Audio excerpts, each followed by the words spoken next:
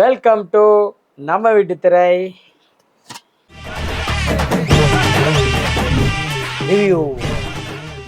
தனுஷ்னா ரொம்ப சூப்பராக நடிச்சிருந்தாங்க. ராஜ்கிரண் சார் ரொம்ப சூப்பராக பண்ணியிருந்தாரு. நித்யா மேனோட பர்ஃபார்மன்ஸ் சொல்லவே தேவையில்ல, ரொம்ப ரொம்ப சூப்பராக பண்ணியிருந்தாங்க. அந்த தனுஷ் அண்ணாவும் நித்யா மேனனுடைய அந்த போர்ஷன்ஸே ரொம்ப அழகா இருக்கும். ஷாலினி பாண்டேவோட பர்ஃபார்மன்ஸுமே ஒரு சீன்ல சூப்பராக பண்ணியிருப்பாங்க. அவங்க அப்பாவும் பையனும் தான் பிரச்சனை. அந்த பொண்ணு சூப்பராக பண்ணியிருக்கோம். மொத்தத்தில் இந்த இட்லி கடை என்னை பொறுத்தளவுக்கு எப்படி இருந்துச்சுன்னு கேட்டிங்கன்னா, இப்போ நம்ம வேலைக்கு போகும்போதோ இல்லை ஸ்கூலுக்கு போகும்போதோ காலையில் அம்மா சுட்ட இட்லி வச்சு சட்னியெல்லாம் வச்சு கொடுத்தாங்கன்னா எப்படி இருக்கலாம்? செம்ம டேஸ்டா இருக்கும். அதே இட்லியை மத்தியானத்துக்கு டிஃபன் பாக்ஸில் பார்சல் பண்ணி கொடுத்தாங்கன்னா செம்ம காண்டா இருக்கும். அப்படிதான். ஃபர்ஸ்ட் ஹாஃபு நல்லா சுட சூப்பராக இருந்துச்சு. செகண்ட் ஹாஃபு ஆறி போயிருந்துச்சு, சீரியஸின்னு நாரி போயிருந்துச்சு.